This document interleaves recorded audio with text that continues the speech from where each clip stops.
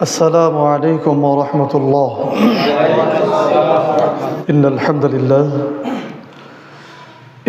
لله نحمده ونستعينه. من يهده الله فلا مضل له ومن يضلل فلا هادي له. أشهد أن لا إله إلا الله وحده لا شريك له وأشهد أن محمدًا عبده ورسوله.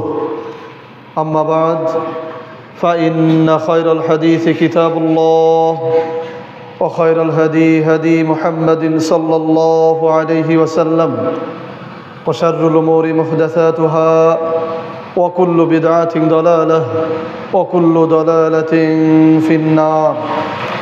মহান আল্লাহ সুবহানাহু ওয়া তাআলার দরবারে শুকরিয়া আদায় করছি।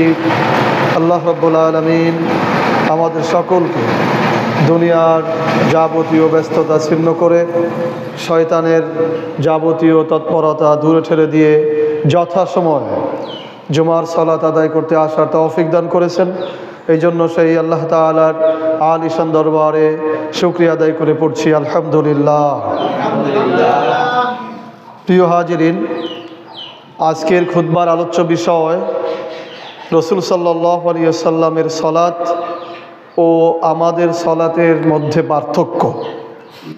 আজকে আমাদের আলোচনার বিষয় রাসূল সাল্লাল্লাহু আলাইহি ওয়াসাল্লামের সালাত ও আমাদের সালাতের মধ্যে পার্থক্য। সালাত এমন একটি ইবাদত বা এমন একটি আমল বা এমন একটি কাজ যার যথার্থতা আপনাকে আল্লাহর নিকট পর্যন্ত পৌঁছে দেবে। পৃথিবীতে সালাত এমন একটি ইবাদত, এমন একটি আমল, এমন একটি কাজ যার যথার্থতা, পরিপূর্ণতা, সৌন্দর্য এটা আপনাকে আল্লাহর নিকট পর্যন্ত পৌঁছে দেবে।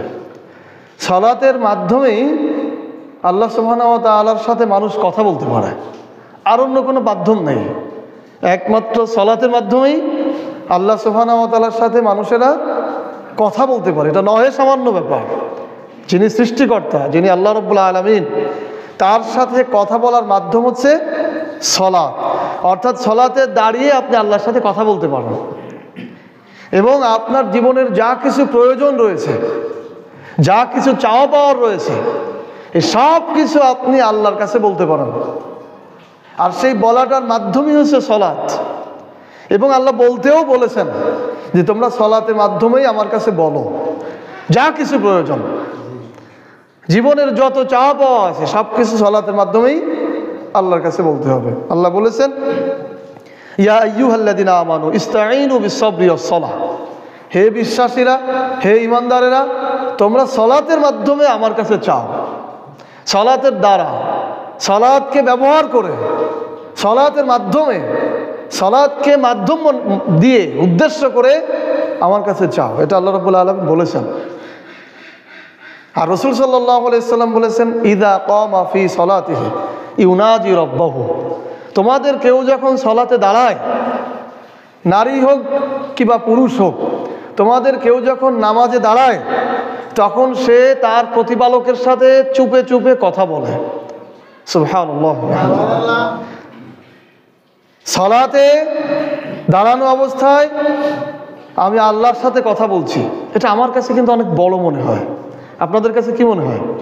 অনেক বড় ব্যাপার যে আমি যখন সালাতে দাঁড়ালাম তখন আল্লাহ আমার সামনে, আমি তার সাথে কথা বলছি। সুবহানাল্লাহ। এটা নিয়ে আলোচনা করতে গেলে দীর্ঘ সময় লেগে যাবে যে আমি একজন সামান্য, ন্যূনতম, নগণ্য সৃষ্টি, আর আল্লাহ হচ্ছেন স্রষ্টা, যিনি আসমান জমিনের মালিক, সমুদ্র পর্বত জমিন, যার নির্দেশনায় পৃথিবীর শুরু থেকে নিয়ে কিয়ামত অদ্যাবধি পর্যন্ত একই অবস্থায় চলে যাচ্ছে, চলবে। সেই আল্লাহ আমার সাথে কথা বলবেন, নহে সামান্য ব্যাপার। প্রিয় হাজির, তো এই সালাতে দাঁড়িয়ে আমরা আল্লাহর কাছে চাবো। আল্লাহর কাছে চাওয়ার পদ্ধতি হলো নফল সালাতে দাঁড়ায় সেজদায় যেয়ে, সেজদার মধ্যে আপনি আল্লাহর কাছে বলবেন, আল্লাহ আমাকে এই দেন, আল্লাহ আমার ছেলের প্রয়োজন, আমার মেয়ের প্রয়োজন, আমার সম্পদের প্রয়োজন, আমার বিপদ কাটানোর প্রয়োজন, আমার শত্রুতা শেষ করার প্রয়োজন, আমার ইসলাম প্রতিষ্ঠার কাজে নিয়োজিত হওয়া প্রয়োজন, আমার আপনার কাজের প্রয়োজন। আপনি আমাকে কর্মচারী হিসাবে বা কাজের লোক হিসাবে নিয়োগদান করেন, এরকম যত চাওয়া পাওয়া আছে সব আল্লাহর কাছে চাইতে হবে। সাহাবীরা তাদের যদি লবণ ফুরিয়ে যেত, জুতার স্যান্ডেলের ফিতার প্রয়োজন হতো, সেটাও আল্লাহর কাছে চাইতেন। কিন্তু আমাদের সমস্যা হলো আমরা বেশি বেশি মানুষের কাছে চাই। কার কাছে চাই বলেন? মানুষের কাছে চাই, এইটা দেন ওইটা দেন, এই সমস্যা ওই সমস্যা, কিন্তু আল্লাহর কাছে চাই না। ঠিক না? ঠিক বলেন? যত সমস্যা মানুষের কাছে চাই। রোগ সারার জন্য ডাক্তারের কাছে চাই, অর্থের জন্য ধনীদের কাছে চাই, বিপদ মুক্তির জন্য প্রভাবশালীদের কাছে চাই, আল্লাহর কাছে কিন্তু আমরা চাই না। এই জন্য আমাদের রোগ মুক্তি হওয়ার জন্য অনেক দীর্ঘ সময় লেগে যায়, অর্থের সমস্যা সমাধান হতে অনেক সময় লেগে যায়। তাহলে আমরা চাবো কার কাছে? আল্লাহর কাছে। আমাদের কাছে অনেকে দোয়া চান কল্যাণের জন্য, যে আমার জন্য একটু দোয়া করবেন। আমরা নিশ্চয়ই দোয়া করি এবং দোয়া চাওয়া বা করাটা সুন্নাহ, কিন্তু যদি আপনার প্রয়োজনটা আপনিই আল্লাহর কাছে বলেন তাহলে সেটাই অনেক বেশি হবে। আল্লাহ, আমার বাড়ি নেই, আমার একটা জমির প্রয়োজন, আমাকে একটা জমির ব্যবস্থা করে দেন। আমার ঘর নেই, একটা ঘরের ব্যবস্থা করে দেন। কে দেবেন করে বলেন? আল্লাহ সুবহানাহু ওয়া তাআলা। এমন লোকের মাথার মধ্যে আপনার প্রয়োজনটা ঢুকাই দেবেন, সে আপনার বাড়িতে এসে দিয়ে যাবে। আমরা এগুলো একবার বাস্তব প্রমাণে দেখেছি। আমরা যখন বিপদে ছিলাম তখন দূর থেকে আল্লাহর কাছে দোয়া করতাম, দেখেছি এমন একটা লোক বাড়ি এসে কিছু দিয়ে গেছে যা চিন্তাও করা যাবে না। তার মানে ওই লোকটার মাথার মধ্যে আল্লাহ ঢুকাই দিছে যে অমুককে সহযোগিতা করা তোমার প্রয়োজন।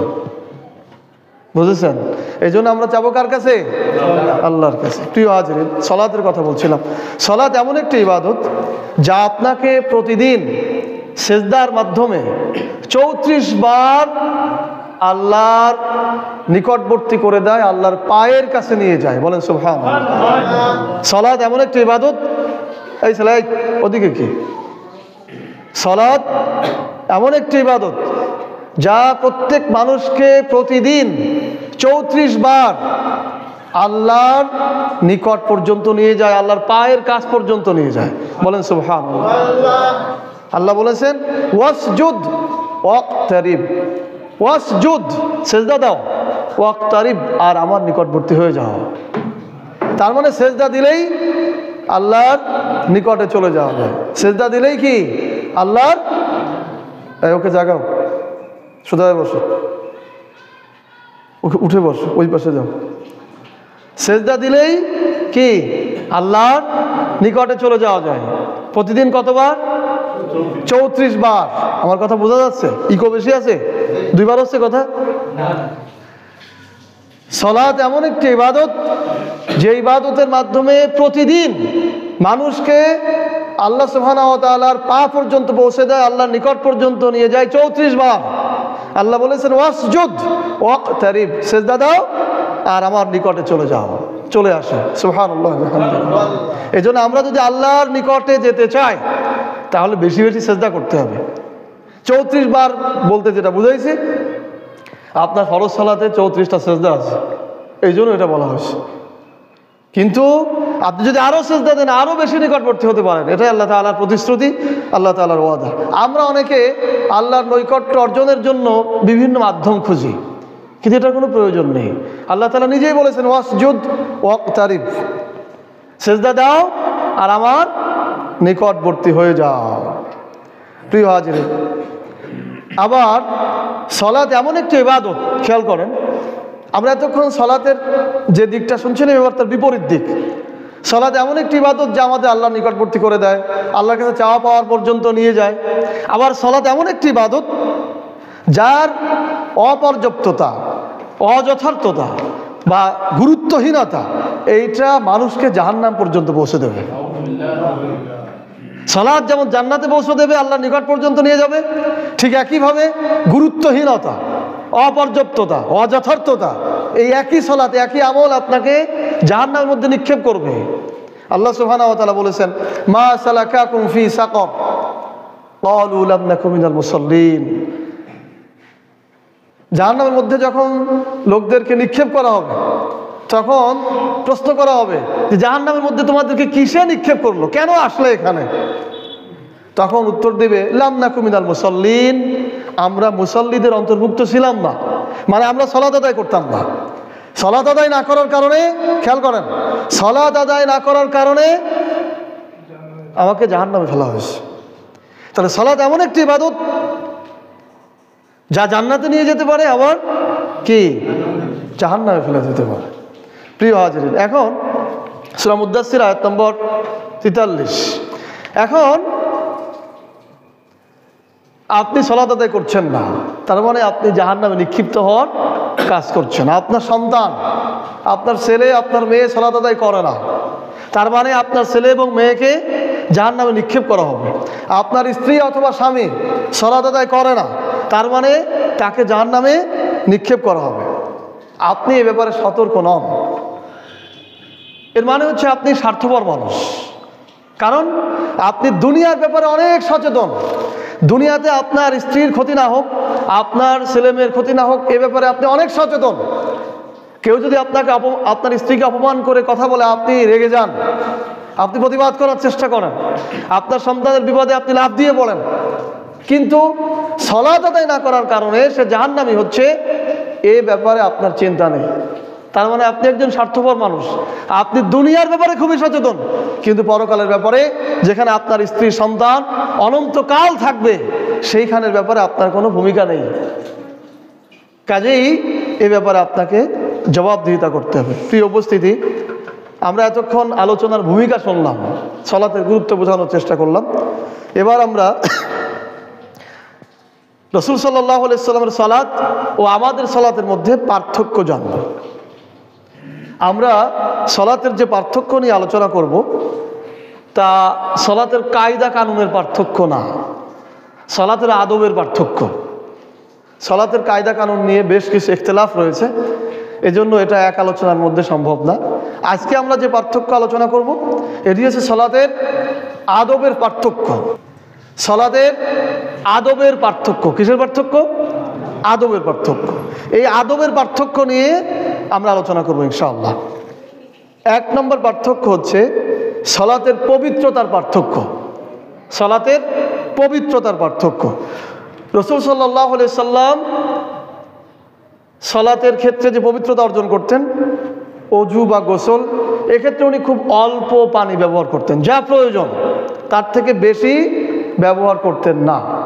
আর অজু করার সময় উনি যথাযথভাবে অজু করতেন, তাড়াহুড়া করে করতেন না। যেহেতু উনি সালাতকে গুরুত্ব দিতেন, সময়ের আগে উনি ওনার দুনিয়ার কাজ শেষ করতেন, ওনার তাড়াহুড়া করার প্রয়োজন হতো না। উনি যথাসময়ে আসতেন, সুন্দর করে অজু করতেন, তারপর এসে সালাতে দাঁড়াতেন। আমাদের পার্থক্যটা হলো যে আমরা দুনিয়ার কাজে বেশি প্রাধান্য দিই, সালাতের সময়টা শেষ করে ফেলি। এখন খুব তাড়াতাড়ি 1-2 মিনিটের মধ্যে তাড়াহুড়া করে অজু করতে হবে। তখন দেখা যাচ্ছে যে হাত পা ভালোভাবে ধোয়া হচ্ছে না, তার টিপ ঠিক থাকছে না, সুন্নাহ ঠিক থাকছে না, তার মানে অজুটা গুরুত্ব সহকারে হচ্ছে না। এই যে পবিত্রতার যে পার্থক্য, এই পার্থক্য আমাদের মধ্যে রয়েছে। রাসূল সাল্লাল্লাহু আলাইহি সাল্লামের সালাতের পবিত্রতার সাথে আমাদের পবিত্রতাটাও এক করতে হবে। উনি যেভাবে সুন্দর করে অজু করেছেন, আমাদেরও সুন্দরভাবে অজু করতে হবে। পানির অপচয় রোধ করতে, পানি কম দিতে হবে। আসে পানি, তারপরেও পানি যতটুকু প্রয়োজন ততটুকু নিতে হবে। এবং উনি প্রত্যেক অঙ্গ প্রত্যঙ্গ 3 বার করে ধুইতেন, এইটাও আমাদেরকে খেয়াল রাখতে হবে। এরকম হাতের মধ্যে হাত দিয়ে পানি প্রবেশ করাতে হবে। এভাবে সুন্দর করে আমরা অজু করব। অজুর পরে দোয়া আছে, আশহাদু আল্লা ইলাহা ইল্লাল্লাহ ওয়াহদাহু লা শারীকা লাহ ওয়া আশহাদু আন্না মুহাম্মাদান আবদুহু ওয়া রাসূলুহু। যদি কেউ দোয়া পড়ে, তাহলে আল্লাহ রাসূল বলেছেন তার জন্য জান্নাতের দরজা খুলে দেওয়া হবে। বলেন সুবহানাল্লাহ।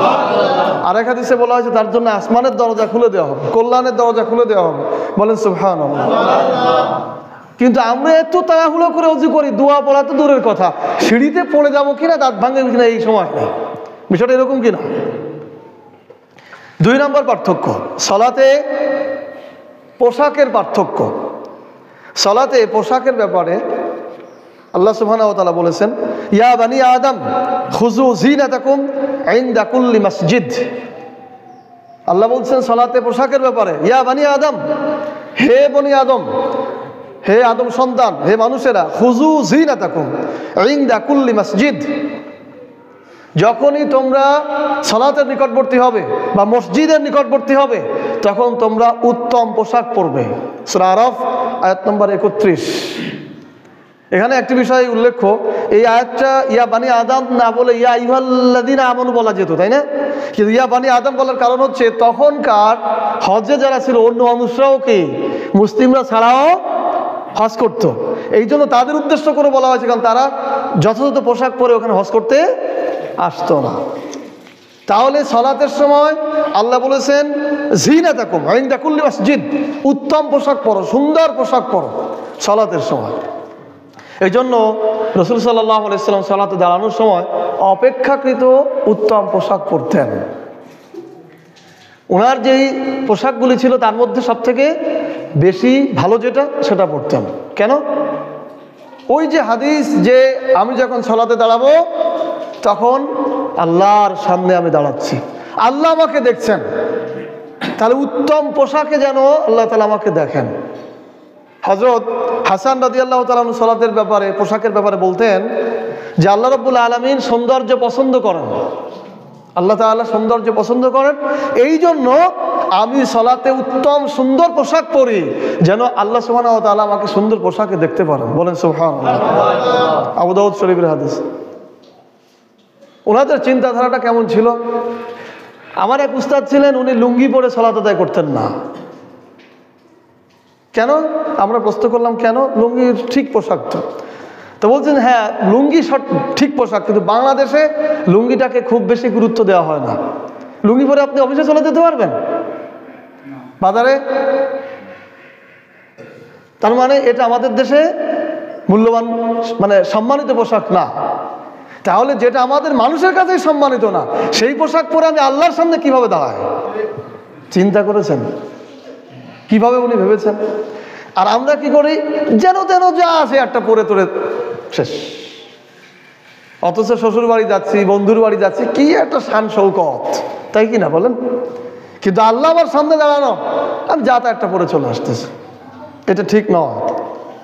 এটাই হচ্ছে পার্থক্য। এই পার্থক্যটা আমাদের ঠিক করতে হবে প্রিয় হাজিরিন।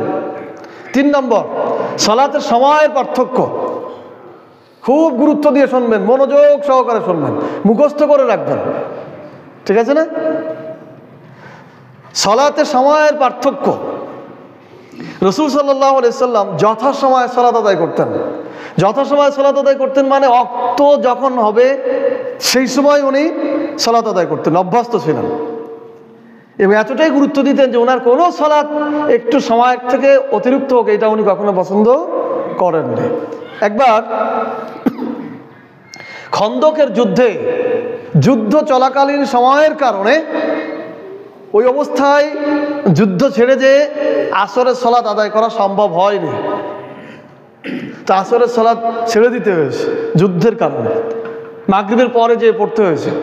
তখন আল্লাহ রাসূল স্পেসিফিকভাবে বনু কুরাইজাদের সাথে যে সংঘাত ছিল, খন্দকের যুদ্ধে যাদের সাথে সংঘাত ছিল, তাদের বিরুদ্ধে অভিশাপ দিয়েছিলেন যে ওদের কারণে আমি আসরের সালাত আদায় করতে পারিনি। উনি কখনোই যথাসময়ে সালাত মানে সময় থেকে বেশি হোক এটা চান না, এই জন্য অভিশাপ দিয়েছিলেন। বুখারী শরীফ তাফসীর অধ্যায় হাদিস। আর আমরা কি করি? আমরা তো সব কাজ শেষ করে এসে সালাত আদায় করবো। আসরের তা মাগরিবে, মাগরিবের তা এশায়, ফজরের তা প্রায় জোহরে। বিষয়টা এরকম না? এটা হচ্ছে রাসূল সাল্লাল্লাহু আলাইহি সাল্লামের সালাতের সাথে আমাদের সালাতের পার্থক্য। আপনারা কি বুঝতে পেরেছেন? আচ্ছা, পার্থক্য বুঝে থাকলে এখন কি করবেন? এখন আপনি যথাসময়ে সালাত আদায় করবেন। এটাই এই উদ্দেশ্যই আমার, যে আপনি এটা বুঝবেন।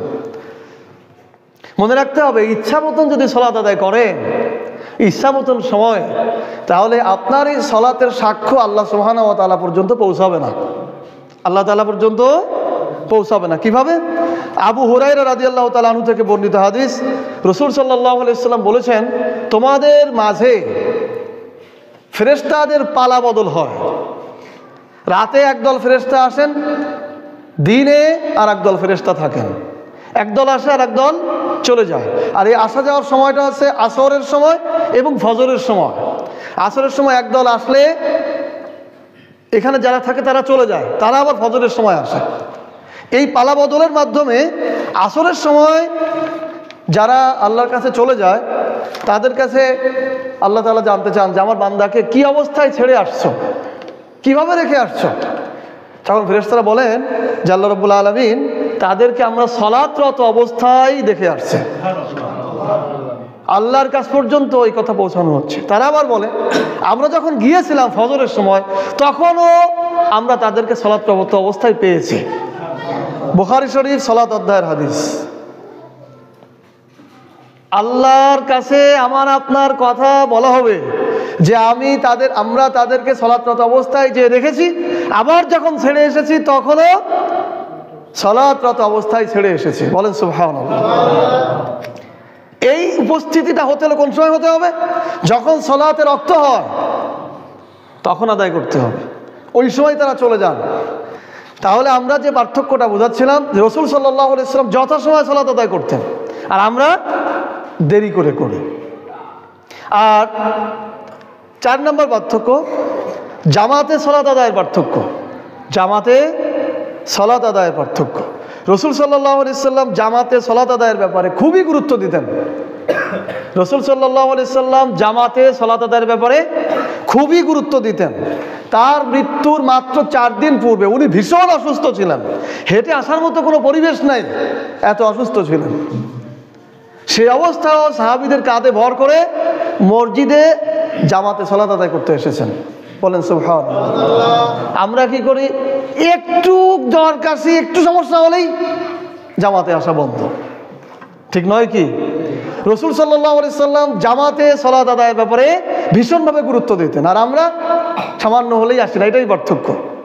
রাসূল সাল্লাল্লাহু আলাইহি সাল্লাম জামাতে সালাত আদায়ের ব্যাপারে বলেছেন, আমার ইচ্ছা হয় ওই ঘরে আগুন লাগাই দেই যেই ঘর থেকে আজান শোনা যায়, কিন্তু পুরুষেরা মসজিদে জামাতে সালাত আদায় করতে আসে না। এবং আমি আগুন লাগাইও দিতাম যদি নাকি ওই বাড়িতে নারী এবং শিশুরা না থাকতো। রাসূল সাল্লাল্লাহু আলাইহি ওয়াসাল্লাম বলেছেন। কি ভয়াবহ ধমক না? আমাদের অবস্থাটা কোথায়? 5 নম্বর পার্থক্য। 5 নম্বর পার্থক্য সালাতে আনুগত্যের পার্থক্য। সালাতে আনুগত্যের পার্থক্য, এই বিষয়টি আপনারা খুবই খেয়াল রাখবেন। রাসূল সাল্লাল্লাহু আলাইহি ওয়াসাল্লাম সালাতে কোনো রকম নড়াচড়া করতেন না। উনি আনুগত্যের খেলাফ হোক এরকম কোনো কাজ করতেন না। সালাতে দাঁড়ায় থাকতে থাকতে ওনার পা ফুলে যেত। তাহলে কত দীর্ঘ সময় উনি সালাতে দাঁড়াতেন। তিনি এভাবে সালাতে দাঁড়াতেন যেন উনি আল্লাহকে দেখছেন এবং দেখে দেখে কথা বলছেন। বলেন সুবহানাল্লাহ। রাসূল সাল্লাল্লাহু আলাইহি সাল্লামের সাথে জিবরাইল আলাইহিস সালামের একদিন কথোপকথন হচ্ছিল। সেখানে কয়েকটি প্রশ্ন করেছিলেন জিবরাইল আলাইহিস সালাম, ইসলাম কি, ঈমান কি, ইহসান কি। তো ইহসানের উত্তর রাসূল সাল্লাল্লাহু আলাইহি সাল্লাম এভাবে দিয়েছিলেন যে ইহসান হচ্ছে তাই যেন তুমি ইবাদতের সময় আল্লাহকে দেখছো, আল্লাহকে দেখে দেখে তুমি ইবাদত করছো। আর যদি তুমি আল্লাহকে দেখতে নাও পাও তাহলে আল্লাহ তোমাকে দেখছেন, এইটা তুমি মনে করবা। তাহলে আমরা যখন সালাতে দাঁড়াই, বুখারী শরীফ ঈমান অধ্যায়ের হাদিস, আমরা যখন সালাতে দাঁড়াই তখন তো একই অবস্থা থাকে, হয় আল্লাহকে আমি দেখব আর না হয় আল্লাহ আমাকে দেখবেন। তাহলে তো নড়াচড়া করার কোনো সুযোগ নেই। আমরা যখন ঊর্ধ্বতন কোনো দায়িত্বশীলের সামনে দাঁড়াই, অথবা ডিফেন্সে যারা চাকরি করে তারা যখন তাদের ঊর্ধ্বতন অফিসারদের সামনে দাঁড়ায়, জি স্যার, হ্যাঁ স্যার, জি স্যার বলতে বলতেই সময় শেষ। কি বিষয়টা এরকম না? এর তো চাকরি 2 দিন আছে, তো কালকে আছে, তো পরশু নেই, এরকম একটা অবস্থা। তাই যদি এত অবিডিয়েন্ট হয়, এত আনুগত্যশীল হয়, তাহলে যে আল্লাহ রাব্বুল আলামিন জান্নাত বা জাহান্নামে নেওয়া পর্যন্ত আমার দায়িত্বশীল থাকবেন, তার সামনে দাঁড়াতে হলে আমাকে কতটা আনুগত্য দেখানো উচিত। রাসূল সাল্লাল্লাহু আলাইহি সাল্লাম এক ব্যক্তিকে সালাতে দাঁড়িয়ে দেখলেন, উনি সালাতের মধ্যে দাড়ি চুলকাচ্ছেন, দাড়ি। তো রাসূল দেখে বললেন, তার অন্তরে যদি আল্লাহর আনুগত্য থাকতো, আল্লাহর ভয় থাকতো, তাহলে তার অঙ্গ প্রত্যঙ্গেও আল্লাহর ভয় থাকতো। অর্থাৎ অন্তরে ভয় থাকলে সেই অঙ্গ প্রত্যঙ্গ দিয়ে দাড়ি আঁচড়াতো না, দাড়ি চুলকাতো না। তাহলে সামান্য দাড়ি চুলকানো রাসূল সাল্লাল্লাহু আলাইহি ওয়াসাল্লাম সালাতে পছন্দ করেননি। আর আমরা আদায় করি, লুঙ্গি ঠিক করি, হাত নাড়াই, পা নাড়াই, মশা মারি, হ্যাঁ, আরও কত কি। তাহলে আনুগত্যকে যথাযথ থাকলো না। সালাতে কিরাতের পার্থক্য। কিরাত মানে আমরা যা পড়ি। রাসূল সাল্লাল্লাহু আলাইহি সাল্লাম সালাতে দীর্ঘ সময় তেলাওয়াত করতেন। সাহাবায়ে কেরামগণ বলেছেন যে উনি যখন সালাতে দাঁড়াতেন, তেলাওয়াত করতেন, একটা সূরা শেষ করতেন আর একটা সূরা শুরু হতো। আমরা ভাবতাম যে এইটা শেষ করে বোধহয় রুকুতে যাবেন, দেখা যাচ্ছে যে উনি আরও একটা শুরু করতেন। এইভাবে উনি সালাত আদায় করতেন। আর আমরা যত সংক্ষেপে পারি সূরা ইখলাস দিয়ে প্রত্যেক রাকাতে পড়তে পারলে ভালো হয়। কি বিষয়টা এরকম না? যত সংক্ষেপে আমরা নামাজ পড়তে পারি আমাদের এটা অভ্যাস। আমি তো বাইরে যে কোনো জায়গায় ইমামের দায়িত্বে দাঁড়াতেই চাই না, কারণ মুসল্লিরা তো ওইভাবে অভ্যস্ত, আবার আমরা একটু দেরিতে অভ্যস্ত। এখন আমার আগেই মুসল্লিরা রুকুতে বা সিজদায় চলে যায়। তো এই যে তাড়াহুড়া করে সালাত আদায় করে, এটা আসলে যৌক্তিক নয়। 7 নম্বর পার্থক্য, সালাতে বুঝের পার্থক্য। বুঝ, সালাতে আমরা কি পড়ি এইটার বুঝের পার্থক্য। রাসূল সাল্লাল্লাহু আলাইহি সাল্লাম সালাতে যা তেলাওয়াত করতেন তা বুঝে তেলাওয়াত করতেন, হৃদয়ঙ্গম করে তেলাওয়াত করতেন যে আমি কি পড়ছি। আল্লাহর সাথে একটা যোগ সাজর ছিল যে কি আল্লাহ বলেছেন, আমি আল্লাহকে কি বলছি, এইরকম বুঝে বুঝে উনি সালাত আদায় করতেন। এবং সালাতে দাঁড়ানো অবস্থায় উনি কাঁদতেন, বুঝার কারণে উনি কেঁদে ফেলতেন। হযরত আব্দুল্লাহ রাদিয়াল্লাহু তাআলা আনহু বলেছেন, একদিন আমি রাসূল সাল্লাল্লাহু আলাইহি সাল্লামের বাড়িতে গেলাম বা রাসূল সাল্লাল্লাহু আলাইহি সাল্লামের কাছে গেলাম, তখন উনি সালাতে দাঁড়ানো অবস্থায় ছিলেন এবং আমি ওনার কান্নার আওয়াজ শুনতে পেলাম। এমনভাবে ওনার কান্নার আওয়াজ শোনা যাচ্ছিল, গরম হাঁড়িতে পানি গরম করার সময় যেমন টকবক করে ফোটে যে আওয়াজটা হয়, এরকম ঘুমরে কান্নার মতো একটা আওয়াজ আমি শুনতে পাচ্ছিলাম যখন উনি সালাতে দাঁড়ানো ছিলেন। আবু দাউদ শরীফের সালাত অধ্যায়ের হাদিস। রাসূল সাল্লাল্লাহু আলাইহি সাল্লাম সালাতে দাঁড়ানো অবস্থায় কাঁদছেন। আর আমরা কি করি, আমাদের সালাত আছে মুখস্থ সালাত, ট্রেনের গতির মতো, মানে ট্রেন চলার মতো। সেটা কেমন? ট্রেন একটা নির্দিষ্ট পার্টিতে চলে, নির্দিষ্ট পার্টির উপর দিয়ে চলে না, ওইটা এখান থেকে স্টেশন মাস্টার ড্রাইভার যে সে ওটা শুরু করেছে, একেবারে চোখ বন্ধ করে অন্য কোনো দিকেই সে যাবে না, একবারে কি স্টেশনে পৌঁছাবে। তা আমাদের সালাতটা এমনভাবে শুরু হয় এই ট্রেনের গতির মতো, আল্লাহু আকবার দিয়ে দাঁড়াইছি, কোন সময় যেন সালাম ফিরাই শেষ হয়ে গেছে। হয় কি না এরকম? বাস্তবতা এরকম কি না? কিন্তু এইভাবে সালাত হওয়ার কথা না। সালাত হতে হবে আল্লাহর সাথে কি হবে? সম্পর্ক হবে। এরকম ট্রেনের গতিতে সালাত যায়, সালাম শেষ, এটা হলে হবে? হবে না। অনেকে প্রশ্ন করেন যে আমাদের সালাতে মন দাঁড়ায় না। সালাতে দাঁড়াইছি, চলে গেছি মালয়েশিয়ায়, চলে গেছি ইংল্যান্ডে, অফিসে, বাজারে, ঠিক আছে? ঠিক। এর কারণটা কি? এর কারণ তো আমরা নিজেরাই। প্রথম কারণ হচ্ছে আমরা সালাতে কি পড়ি এটা বুঝি না, মুখস্থ গড়গড় করে তেলাওয়াত করে, এর সাথে ভাবের কোনো আবেগ থাকে না, অর্থাৎ ভাব আবেগ থাকে না। ভাব না থাকলে আবেগ হবে না তো। কাজেই এই মুখস্থ বা না বুঝার কারণেই মূলত আমাদের মন ঠিক থাকে না। আর 2 নম্বর কারণ হচ্ছে আমাদের মাথার মধ্যে, ব্রেনের মধ্যে দুনিয়ার সম্পদ সম্পত্তির কথা এত বেশি। আমাদের ঘুমোচ্ছেন যারা, ভালো করে শোনেন, আমাদের মাথার মধ্যে দুনিয়ার সম্পদ সম্পত্তির চিন্তা এত বেশি, যখনই আপনি একটু নীরব হয়ে দাঁড়াবেন তখনই মাথার মধ্যে সেলগুলো ওইটা ছাড়তে থাকবে। ছেলে ধরে রাখিছে না, যখনই আপনি নীরব দাঁড়াইছেন, অন্য কোনো কাজ নেই, তখন আপনার মাথার মধ্যে থেকে ওইগুলো বের হচ্ছে, কারণ আপনার মাথার মধ্যে এইগুলোই বেশি। আর সমাধানের উপায় কি? সমাধানের উপায় হচ্ছে আপনি যা পড়েন, যতটুকু পারেন, যা পড়তেছেন তার অর্থ বোঝার চেষ্টা করেন, একটা শব্দ হলেও বুঝে তেলাওয়াত করেন যতটুকু পারেন। আপনি কোনো যৌক্তিকতা খাড়া করতে পারবেন না, আপনি অনেক কিছু পারেন, অনেক বুদ্ধিমত্তা আপনার মাথার মধ্যে আছে, বিশেষ করে শিক্ষিতের জন্য কোনো ছাড় নেই। আপনি অনেক কিছু মুখস্থ করতে পারেন, ইংরেজিতে কথা বলতে পারেন, আরবি একটু অর্থ মুখস্থ করতে পারবেন না, এটা বিশ্বাস করা যায় না। কারণ আল্লাহ বলেছেন, ওয়ালাকাদ ইয়াসসারনাল কুরআন লিযিকরি ফাহাল মিন মুদ্দাকির, আমি কোরআনকে সহজ করে দিয়েছি, আসো কি কেউ উপদেশ গ্রহণকারী? কোরআন সহজ, সুতরাং আপনি চেষ্টা করলেই পারবেন। আপনি চেষ্টা করছেন না, তাই পারছেন না।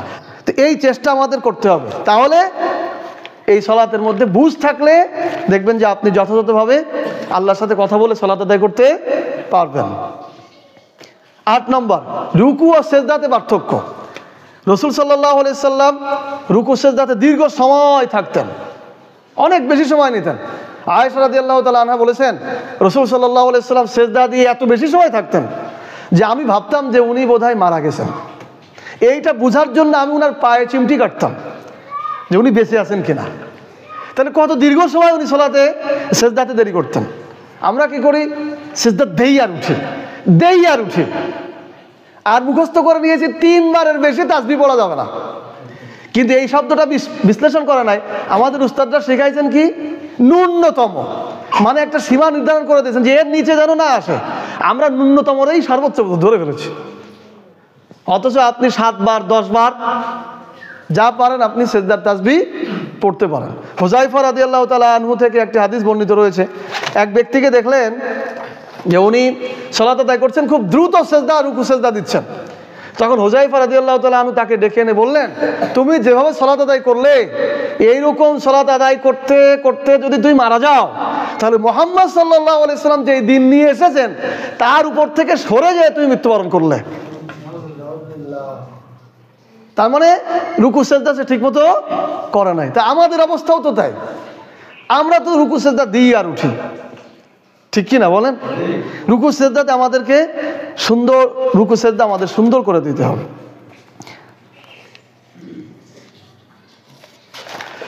প্রিয় হাজিরিন, 9 নম্বর, নফল সালাতে পার্থক্য। নফল সালাত মানে অতিরিক্ত সালাত। যে কোনো সালাত, ফরজ ব্যতীত যে কোনো সালাতই কি নফল সালাত বলতে পারেন, এটা অতিরিক্ত সালাত। রাসূল সাল্লাল্লাহু আলাইহি সাল্লাম এই নফল সালাতে অনেক বেশি সময় দিতেন, অনেক বেশি গুরুত্ব দিতেন। উনি সারাদিন দিনের কাজ করতেন, দাওয়াতি কাজ করতেন, দুনিয়ার সংসারের কাজ করতেন, আর রাতে বেশি বেশি কি নফল সালাত আদায় করেন। এই অভ্যাসটি আসলে আমাদের কারোর মধ্যেই নাই, 2-1 ইল্লা মাশাআল্লাহ আছে। এটা খুবই গুরুত্বপূর্ণ একটি বিষয়, তাহাজ্জুদ সালাত আদায় করা।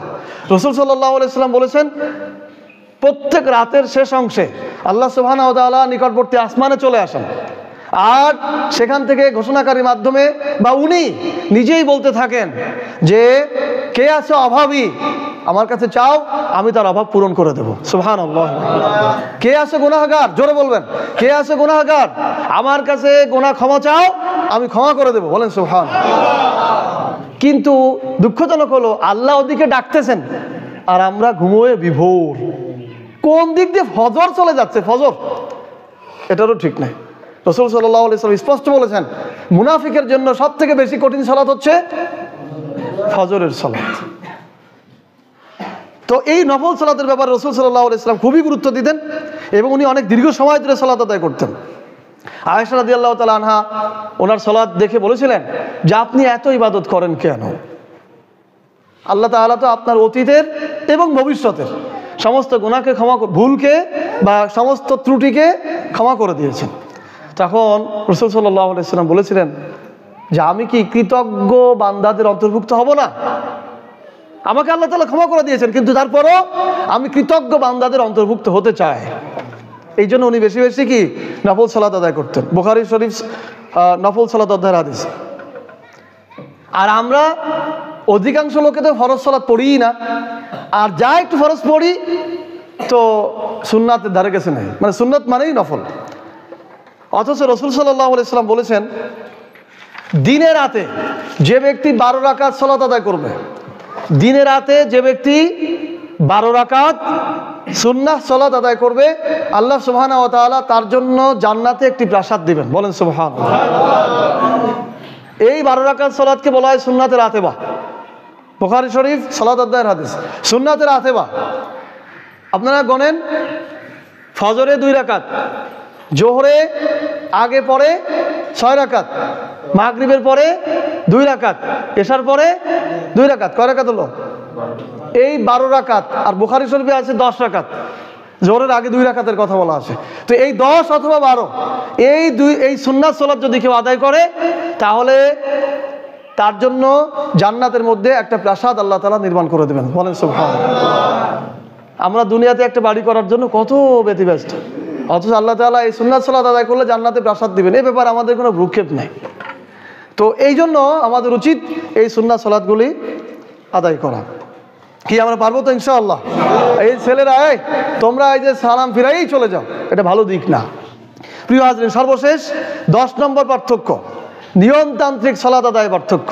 নিয়মতান্ত্রিক, রাসূল সাল্লাল্লাহু আলাইহি ওয়াসাল্লাম নিয়মিত সালাত আদায় করতেন। 3 ওয়াক্ত পড়তেন আর 2 ওয়াক্ত পড়তেন না, 1 ওয়াক্ত পড়তেন তো 3 ওয়াক্ত পড়তেন না, এরকম ছিলেন না। উনি 5 ওয়াক্ত সালাতই কি নিয়মিত পড়তেন। রাসূল সাল্লাল্লাহু আলাইহি সাল্লাম খন্দকের যুদ্ধে 1 ওয়াক্ত সালাত দেরি হয়ে গেছিল পড়তে, কাফিরদের কারণে পড়তে পারে নাই। তাই উনি রেগে গিয়েছিলেন এবং অভিশাপ করেছিলেন যে ওদের জন্য আমি আসরের সালাত পড়তে পারলাম না। ঠিক একইভাবে সুলাইমান আলাইহিস সালামের নাম শুনেছেন? সুলাইমান আলাইহিস সালামের একটি ঘটনা রয়েছে সূরা সাদের 30 থেকে 33 নম্বর আয়াতে। এখানে একটি ঘটনা হলো এই, সুলাইমান আলাইহিস সালামকে আল্লাহ তাআলা অনেক ঘোড়া দান করেছিলেন, খুব দামি। তো এই ঘোড়া পরিদর্শন করতেছিলেন বিকালের দিকে। পরিদর্শন করতে যেয়ে দেখা গেল যে আসরের সালাতের সময় চলে গেছে, উনি ভুলে গেছেন। যখনই ওনার মনে এসেছে যে হায় আমি তো, সূর্য তো ঢলে পড়েছে, আমি তো সালাত আদায় করতে পারিনি, তখন উনি ওনার যে দায়িত্বশীলেরা ছিলেন তাদেরকে ডাকলেন, বললেন ঘোড়াগুলো নিয়ে আসো। এবং সমস্ত ঘোড়াগুলিকে উনি মানে নিয়মতান্ত্রিক পন্থায়, মনে করেন আমাদের গরু যেমন আমরা জবাই করি, এরকম নিয়মতান্ত্রিক পন্থায় উনি জবাই করে সেটা দান করলেন। কারণ উনি বলেছিলেন যে এই দুনিয়ার সম্পদের কারণে আমি আল্লাহর সম্পর্ক থেকে দূরে সরে গিয়েছি। বুঝেছেন কথা? দুনিয়ার সম্পদের কারণে এটা গুনতে যে আমি আল্লাহর সম্পর্ক থেকে দূরে সরে গিয়েছি, তাকে ডাকার আহ্বান থেকে ভুলে গিয়েছি, সুতরাং এই সম্পদ আমার প্রয়োজন নেই, এই বলে উনি জবাই করে দিয়েছিলেন, মানুষের মধ্যে এটা বিতরণ করেছিলেন। সূরা সাদের 30 থেকে 33 নম্বর আয়াতে এই ঘটনাটি রয়েছে। 1 ওয়াক্ত সালাত দেরি হয়েছিল, আর আমরা মাঠে ধান লাগাতে যেয়ে, শাক বুনতে যেয়ে, শাক বিক্রি করতে যেয়ে, কচু লাগাতে যেয়ে, চাকরি করতে যেয়ে, অফিসে যেতে যেয়ে সামান্য বিনিময়ের কারণে আমরা সালাত ছেড়ে দিচ্ছি।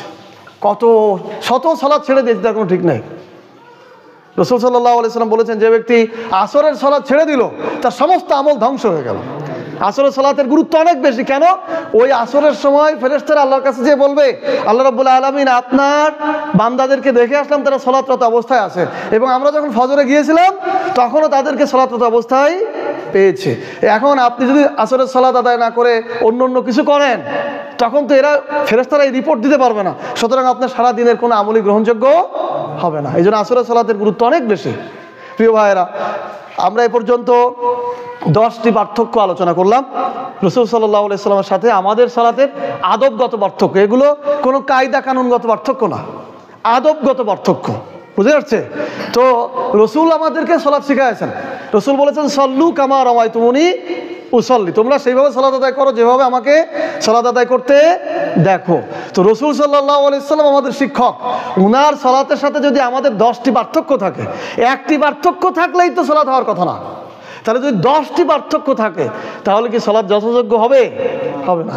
এই জন্য আপনাদেরকে অনুরোধ করব, আসুন আমরা আমাদের নিজস্ব সালাত ভুলে যাই। আমরা যেভাবে সালাত আদায় করছি এইটা ভুলে যেয়ে রাসূল সাল্লাল্লাহু আলাইহি সাল্লাম যেভাবে সালাত আদায় করেছেন, ধীর স্থিরতা, আনুগত্য, সময়ের গুরুত্ব, এইটা বিবেচনা করে আমরা যথাসময়ে যথাযথভাবে সালাত আদায় করি, তাহলেই আল্লাহ রাব্বুল আলামিন আমাদেরকে এই সালাতের মাধ্যমে তার নিকটবর্তী নিয়ে যাবেন এবং জান্নাত পর্যন্ত আমাদেরকে পৌঁছে দিবেন। আল্লাহ সুবহানাহু ওয়া তাআলা আমাদেরকে তৌফিক দান করুন। আমিন। সুবহানাকাল্লাহুম্মা ওয়া বিহামদিক, আশহাদু আল্লা ইলাহা ইল্লা আনতা, আস্তাগফিরুকা ওয়া আতুবু ইলাইক।